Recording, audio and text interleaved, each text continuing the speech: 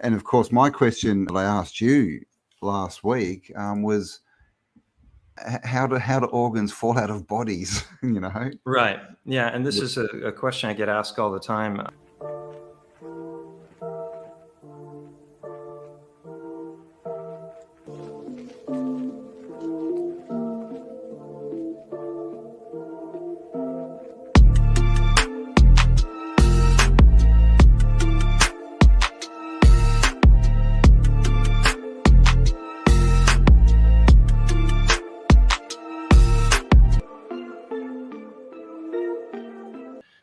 After I started digging into the mountain in depth, I just started looking at all the rocks around me differently, because I'm like, well, if this isn't what they tell us it is, what is it really? And there's so many times I've seen rocks and I'm just looking at it going, wow, that looks like a piece of meat, or that looks like a this, or that, that's, was what was interesting about Mud Fossil University with Roger, is that I was seeing him talk about these things, but very often he was like 100% certain that it was a this, I'm looking at the rock and I'm going, yeah, maybe, or maybe it's just a rock, it wasn't so clearly defined. And I was frustrated by that. And I've talked to a number of PhDs about the work that I've done.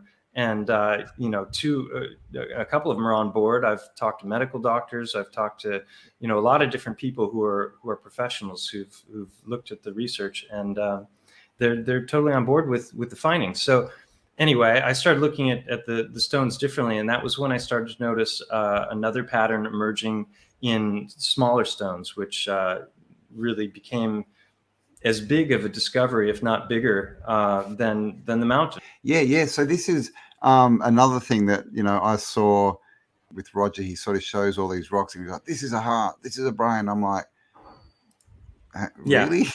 And, he used to show the quartz layers and that. And it's like, this is a fat layer. And it's like, well, yeah, it kind of does look like that, but, it could just be quartz. But then, you went a bit deeper into it with, especially with the hearts, didn't you? Like what are called we're calling heart stones. And of course, my question that I asked you last week was how do organs fall out of bodies?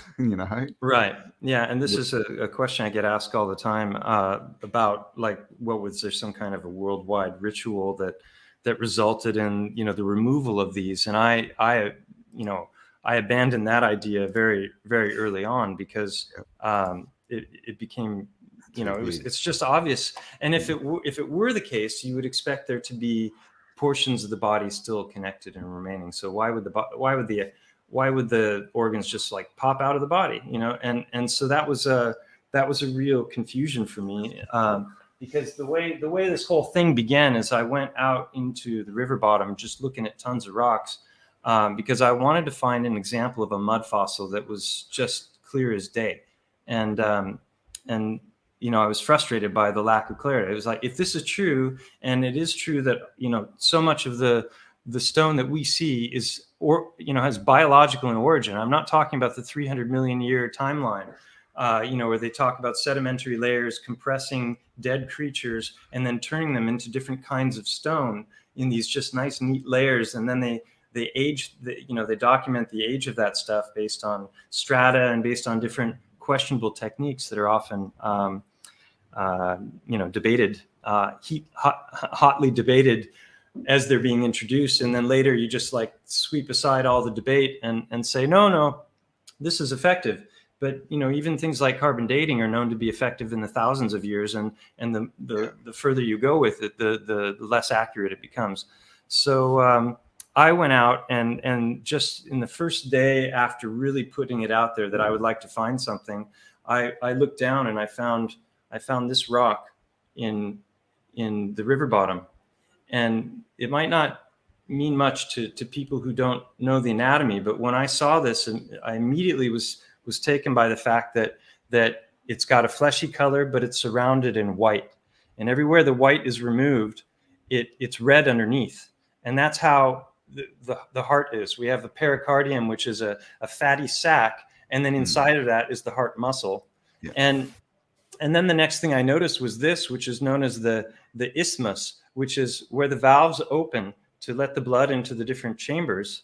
There's these muscles that are called papillary muscles that have cords that connect to the valves and open the valves like this as the heart is doing its thing, and there's a space between the pulmonary arteries that's known as the isthmus, and it's right there. And then there's bumps inside that you can see, and I believe those to be the remains of the papillary muscles. So that's already just in the space in the river bottom. Looking at this in 2 minutes, there was already like a list of coincidences for this one stone. Now, if you think of this as the atrium and this is the ventricle, there's the 4 chambers of the heart. Everything's backwards here, so I'm pointing at the wrong things. I gotta get my head straightened out. There we go. That hole is right where the coronary artery would be. And then along this line is what's known as the coronary sulcus. So if you look at the atrium and the ventricle, there's a fatty portion that sits right there on the sulcus line where the coronary sulcus is. So already how many coincidences is that, right? You've got the pericardium, and then you have this overall heart shape, which I'll talk about more in a moment. But look at this.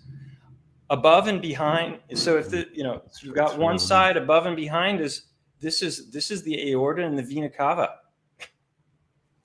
openings. So I was just blown away by this. I filmed a video. I had problems with mud fossil theory. Now we come back to your main question, which is important because I'm not trying to evade it. This idea of the organs popping out of the body made no sense. And so right off the bat, I was like, well, somehow the external portion of the body is being destroyed while the petrified organ is happening. And so in order to test the theory, because I found this rock and I had already accumulated in the space of a couple days looking at it and comparing it to anatomy, I had about a list of 15 different coincidences on the coincidence list. So, yeah, I mean, this is the thing. I'm like most people. I was seeing this stuff and going, but I'm not a biologist. But when you start pointing out all the actual biological, pointers in there, it becomes a different story, doesn't it? Well, this is something I was thinking of talking about also today is like when I did my master's thesis in chiropractic college, I picked a ridiculously hard subject and sweat blood for about a year over that thing. And it was on chiropractic manipulation technique and its effects on autonomic disease, which, you want to make your life complex. That's the good way to do it. And it was all in Swedish. So this was a master's thesis. It took a year to write. We had 7 pages of footnotes, and every single footnote was from a published study that we had read, not a Google link or something that we found. So and that's just such a long, convoluted process to do that. My mind got blown last week when I found out that the heart is actually a tube that's been basically wrapped up and it's got a half twist in it. And then it seems that the fatty sac around it is to hold it in that configuration, in that shape, right? Yeah. And that's, so let me just get that question out of the way real quick before I forget to answer it. So my answer to that changed over time. And now I've basically, I'm calling it boiled egg theory for lack of a better term. Yeah. The idea being that because the heart is in with the pericardium, which is this fatty sac. I mean, just to finish a point I was making before about this. So I went out into the field and I've done this live. It's not just me cherry picking. I've gone out live and in the space of 15 minutes, I've gathered a dozen of these things. And I started to recognize that there was a reoccurring, very, very specific pattern that was happening in the stones. It was happening across all sizes. And it was in the larger stones, they often exhibit these same features. And when you start to add up all of the different features, you start to get a very long list of coincidences. And that's what I'm showing here. You see that? Yeah. So this isn't in any kind of specific order. These are just the things that I found as I found them. But basically, the general idea is that the heart takes on a harp shape, right? And it can be any one of many different kinds of shapes, because it can be like larger, like a I'm in the stone hearts here. Let me get to the fleshy hearts. Like basically they're from all different animals, so we can be looking at an elephant heart to a mouse heart kind of thing. Exactly, right. So if you look at an elephant heart and you compare that to a giraffe's heart, for example, or the other organs, I get that question all the time. Are the other organs there? Yes, they are, but they're not as distinct. Like here's a liver. This is a lobe line, so I theorize that it's going to cleave along these lines because these are actually two separate pieces. So then you end up with a rock that looks like this, and maybe it's got some kind of an indentation in the back, but there's not a whole lot there to go on, just morphologically to make any kind of a claim about what it is or isn't. Whereas hearts have very, very specific anatomy because they've got, take a look at this. This is a decellularized heart. They've removed all the blood, and you can see that it's just bone white when the blood is gone. But there's very specific anatomical features like these lines here. This is called the septum. It's also known as the interventricular sulcus as well.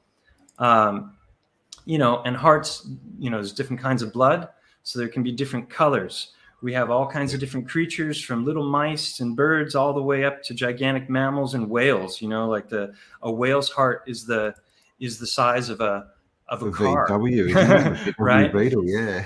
Yeah, and this is the process of decellularization. So whatever the cataclysm is, it removes blood from most of these, because a lot of these stones, and I've got a bunch of them here picked out, which I'll show in a moment. A lot of these stones are bone white, and you break them open and they're still bone white. But others that are pink, when you break them open, a lot of times they'll show that they've got chambers, or they've got blood vessels remaining. And this is what it looks like on the inside, but there's going to be compression. So you don't have these big openings. You've got basically a block of stone that's exhibiting indentations or openings on the side, little chambers. This is a close-up of what I was showing you before of, the isthmus and the papillary muscle. And I went inside this in the first video I made on the subject, which is called Mud Fossils, the Heart of the Matter, Part 1.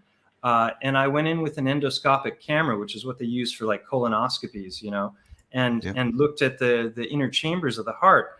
And it got even more specific once I got inside. There were another few items that are on the list. The petrified organs video was when I really first started to recognize that there were these reoccurring themes that went way beyond random chance. They were far too specific. And I realized that I was actually documenting a phenomenon here that wasn't recognized by mainstream geology. And, this one here, there's your isthmus again, there's your openings to the chamber. And then on the back side of this flattened portion, there's the aortal opening as well. And then there's another feature called which you can see right here, this little line here, that's called the interventricular sulcus. And that gets back to your question about the heart and how it fits together, which we'll come back to. So then I went out into the field and I broke a bunch of them open because I wanted to see what they looked like inside. I didn't have any saws or any ways of doing a clean cut, but I started to crack them open. Has anyone ever scanned one? Yeah, well, so I went out and spent $400 of my own money to have them CAT scanned, for the 4 with the chambers and with the openings. And it came back that there were some, but I already knew that there were some chambers inside because I could see them with the naked eye. So the heart muscle was way too dense. Sorry, not the muscle, but as it converts into stone, it's too dense to get a proper picture. To really, yeah. So you can see here, I've found found one there, and you see that it's white on the outside there. That's the remains, I believe, of the papillary muscle, and I found this in several stones. And then I break it open. Speed this up. There we go. And you can see, the remains of chambers inside. So there was a whole lot of stuff that was stacking up with that. And we could talk for hours just about that one subject with regards to the stones. So then going back to your question about oh wait, I just want to show one last one here. And so is that quartz? Is that like what we call quartz? Yeah. And in what I've taken to calling biogeology, because I don't think mud fossil theory explains it. And when I get back to the boiled egg theory, I'll explain why. But mud fossil theory requires that something be encased in mud. And then how would that thing petrify and then be found completely separate from the body that it was in? It makes no sense. Exactly. And it took me, just because I didn't have an answer to that question didn't mean that I was going to throw out the empirical evidence. It's not that I'm like holding on desperately to my wacky theory. It's that the empirical evidence was what was leading me and guiding me in this exploration. So you can see how bloody this is, and there's a quartz quality as well. So my theory is that that anything that's fat related, fat in the body, ligament, tendon, nerve, disc, that when these things petrify, they petrify to different forms of quartz. And the color changes depending, like if it's blood, how much of the plasma is present or how much of the red blood cells are present. If it's something like a tendon, it would depend on the makeup of the tissues. So I got excited because this doctor who you mentioned before that made the discovery about the heart, which I'll introduce people to in a minute. Oh wow! Okay. All right. So this is looking like a total madman, but yeah. So basically, what happened is, as I started looking into this whole thing, I had all these different heart stones that I was finding, and they had these reoccurring patterns where it was like harp shape, flattened top, indentations or openings there, also on the side where the pulmonary arteries would be. They'll have these lines in them. Right, you can see one faint there. Whoop, I got my hands going the opposite direction, and then there it's very pronounced, right? So this rock for me, I found not so long ago. This represents what I call proof of concept, right? Because it's predictive as well. Like if I show you this rock based on what I've just shown you, you have a guess about what the rest of the rock is going to look like, right? Yeah. And if I show you the backside, you're going to realize that my guess was right, right? Now, if I turn it around, I show you, well, you can see that it's clearly broken there. And if you look inside, it's looking very meaty, even though the outside was white, right? So that's proof of concept because I actually had a prediction about this rock before I saw the rest of it, right? Same thing happened with this one because you can see the mud there. See the line of the mud? So I found this one face down, and I say face down, I'll explain that in a second. But it was buried to mud up to that point. Well, I saw this, and I said, there's the pattern again. There's your sulcus line, which I'll show in a minute why that line is there, because it's one of the most prominent features in the heart. And then there's indentations up here. So I saw this face down, buried in the mud, and I made a prediction about what the rest of the rock was going to look like. I said it's going to probably be faceted. It's going to have 3 faces that are going down in opposite directions, which relates to the pattern that I've documented in a bunch of videos, and sure enough, there it was. You have one face going down this way, one going down that way, and one going up this way. You have the flattening. So that, on the Wilkerson scale that I was showing before, that's an 8 or a 9 or something. There's a lot of coincidences that don't make sense. Another thing that they have, and this is the most specific of the things that I've found so far, apart from the blood vessels themselves and the chambers, which are pretty rare, and I think that's to do with compression. My hand's shaking. See that? See how it's like twisted like a propeller? That's a very specific thing, and that's something I can show over and over and over again in all different sizes. Right? So and that's the half twist, is it? That's not the half twist. We'll get to that in a minute. That is the twisting of the heart as it's contracting. And rigor mortis, when we die. Oh, okay. Our heart goes into contraction, just like all of the other blood vessels in the body. So here's another, and you can see your suture line. Yeah. Right. And then you'll see there's the front will be curved or faceted, and the back will typically be flat, and oftentimes it will bend in. And this is an exaggerated version of that, but you can see that's a very specific feature. Right, there's your indentation and discoloration at the top for the blood vessels, the curving in on the bottom, and then if you look at it from the bottom, there's that propeller shape again, right? So these are extremely specific kinds of finds, and the more of them you find, especially in a specific rock, right? Here's another. There's your twist again. There's your curved curved underside. So here's the thing. We're taught that these are just broken chunks of larger structures that have smoothed out in river bottoms. And the way they were formed is that there was compression for hundreds of millions of years that led to somewhere between you've got your sedimentary layering, then you've got your metamorphic rock. And the more pressure you have, the more heat and pressure, the more it starts to begin to melt, right? We got all the melted building guys and everything, and that's a metamorphic rock. And then it becomes igneous rock, which is your volcanic, which is pushed up again by the volcanoes. So that's what they're saying. Dead creatures, ocean floor, pressure, more dead creatures, layering, and then eventually stone. And then tectonic activity breaks those those layers upward, creating our mountains, which then break off into ever smaller pieces. And as they're working their way down the hills, they're going to erode and they're going to bump against each other. Well, that is bullshit. And I can tell you 100% in this area that there's two kinds of bone. I mean, there's two kinds of stone here. There's Titan and there's petrified organ, and there's basically nothing else, because if you go up the mountains, you have all of this broken material, but it doesn't look anything like any of these rocks. It's not on its way to becoming smooth.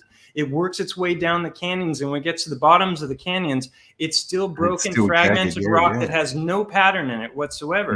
And it's not magically going to jump into a river, roll around with its friends, and then develop all of these indentations, and these doesn't happen. So these other rocks are already there. Where did they come from? They didn't come from the mountains. They're not breakdown of the mountains, right? So they're probably coming from the mud flood, volcanic, whatever, killing all the creatures. And then so this gets back to the other question of why the organs. So my answer to that, I'll just read something that was written. Of course, just one point would be, if it was a cataclysm, there'd be no predators to run around and eat them all. Yeah, I'm sorry to. Oh gosh, this is really gruesome here, but this is known as the greater omentum. So here's your heart and your lungs, and then they're wrapped inside of this thick fatty sac, and then the intestines are as well, right? So these are two different chambers. Heart being up here, and this is what a heart looks like when it's really soft. You can see how malleable it is. So if you have contraction, which is rigor mortis, that's going to give the spiral contraction. And then any pressure is going to cause a closing of these. And I think that's why so many of the ones that I find are creases. And also the atriums, that's this floppy section here. I think these are burning away in the cataclysm.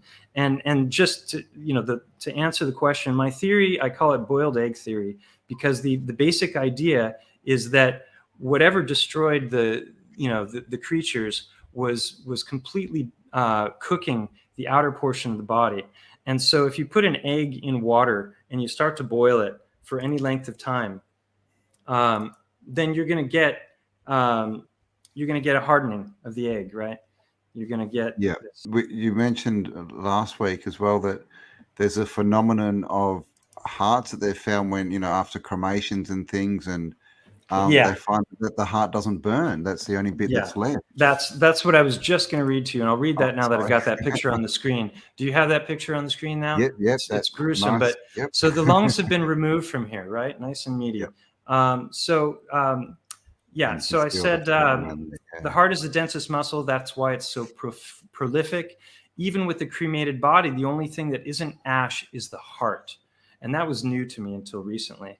And another guy sent me this message this is a guy named Derek, and he writes, "Petrified dog heart." He says, "You're onto something here. A few months ago, I cremated my Rhodesian Ridgeback on a funeral pyre that was 5 foot tall, 8 foot long, 4 foot wide, of solid seasoned oak. This wood is known for its great burning properties. When all was said and done, the only thing left that did not turn completely to ash was her heart. It was completely blackened and burnt, but still obviously a heart." Okay, so this gets back to the boiled egg theory. So imagine a heat that was much, much greater due to some worldwide cataclysm. What's that going to do to the outer portions of the body? Well, the boiled egg theory goes in hand in hand with bone broth. So I could call it bone broth theory, because why am I not finding the bones? Why I'm not finding skulls and brains? There are examples of brains, but they're very rare, and I think that's primarily because they vitrify. You know, I talked about fat becoming crystal. Well, if the heat is hot enough, that crystal then melts and it becomes fluid. So, you know, there's a lot that actually lines up with the theory, and I didn't know about this as I was trying to discover what's going on. But again, here's that fatty portion. I believe that all of this is getting burned away. So if you think of a pressure cooker, if you put bone inside of a pressure cooker, you cook it for 2 to 3 hours and it turns to sponge, right? You can get a T-bone in there, and people do this to make bone broth. They cook it down, and you know, the more they cook it, the softer it gets. Well, that's true of bone. But when you think of an egg and you think of the calcium shell in an egg, well, here's your pericardium. Of all the organs in the body, the heart has the thickest sac surrounding it, which is the pericardium. And sometimes that sac is remarkable. Okay, so it can be extremely thick, right? And all of this, I believe, is just eaten away. There's compression, and you can see how there's a curve here to the heart, just like I'm finding in the stones. And then there's this line again. This is one heart, and this is an elephant heart. See the differences in shape? Now think about those turning to stone and then getting some erosion and wear, right? You're gonna get a lot of different shapes of different kinds of rocks. This is a giraffe heart. This is pig or human, I can't remember which, and in fact they've used pig parts in human transplants, right? And some people probably think there's not much of a difference between them. But so here you can see how floppy the atriums are. This is why I think in the cataclysm, this is being burned away, and why the harp shape, which is surprisingly the most distinct and easiest to spot, is actually the most common. So it's actually easiest to spot the ones that are least likely. Does that make sense? Like this harp shape is, you know, think of all the different kinds of harps that we have, and then all the different hearts, you know, so this is where we're getting into the, you know, this list of all of these different features. The more things that I find in a rock that's on this list, and the list for that first one I showed is up to 25. And that's because I've done the endoscopic camera work. I found stuff inside the heart as well. And this is without, I did a CAT scan of this stone. You know, I haven't done cross sections. I did that later in another video, because a lot of people were asking me, well, why don't you slice some open? And so I did that. So there you see the lines, and you see the heart and the structure of the heart. So every single aspect of everything that I've talked about, and there's your suture line, there's your blood vessel opening. Every single aspect of heart anatomy and function and physiology that I've just shown you, I found in the rocks, and I found it in spades. I literally have hundreds of examples. This one, oh, I was going to tell that earlier. I went back, because a lot of people asked about slicing them open, and I did that. So I found 12 of these in a river bottom, and I went over to his house. He had a grinder saw, and we sliced through them. And then this was one of the best of the 12, so I'll just show you the best first. There's your line. There's your kind of fatter side. There's your curved underside. There's your little knife edge. And then at the top, you've got the opening of the creases of the remains of the blood vessels there. So that's a lot of them. That's just one of many. And then I didn't want to polish this side, because look at that.